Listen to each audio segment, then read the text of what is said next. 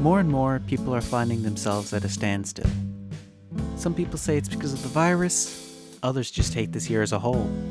There's probably truth in both viewpoints. I don't know though. I suppose I never really thought of it that hard. I try not to let it all get to me, or at least I do my best to ignore it. It's not healthy to dwell on the news, but I still do. It's also not a good idea to spend your days doom scrolling on Twitter, but I do that as well.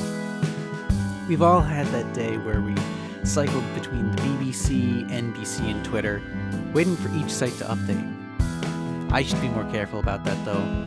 Eventually you get to the point where you can't even get out of bed. I do understand that feeling of powerlessness and futility people get. I feel caught between the idea that there are infinite possibilities around me, and the idea that there's nowhere for me to go, nothing to do. It's difficult to reconcile because I know that there's always an option. There's always something to fill your time or improve yourself. But it's hard to see it when you barely leave the house. Plus, the amount of options you have can be tiring, overwhelming. Boredom can make you too tired to do anything. I suppose that's the result when you spend too much time drifting through life. Go to uni, because that's what you do at your age. Find a house to rent when you graduate. Accept the first job you can because you need one. Filling need after need with the easiest solutions, but nothing is ever done with purpose. There is no goal to it, just to continue, to move on to the next problem and solve that. Not that it leads anywhere. For some people, that's their only option. Money and living problems force them to constantly find solutions, so they never get the chance to think about direction.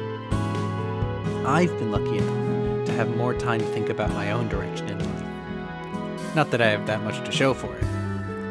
I guess I haven't been filled with many ideas this year. Maybe that will change next year, but I'm not holding my breath. Time doesn't function like chapters in a book, although I wish it did.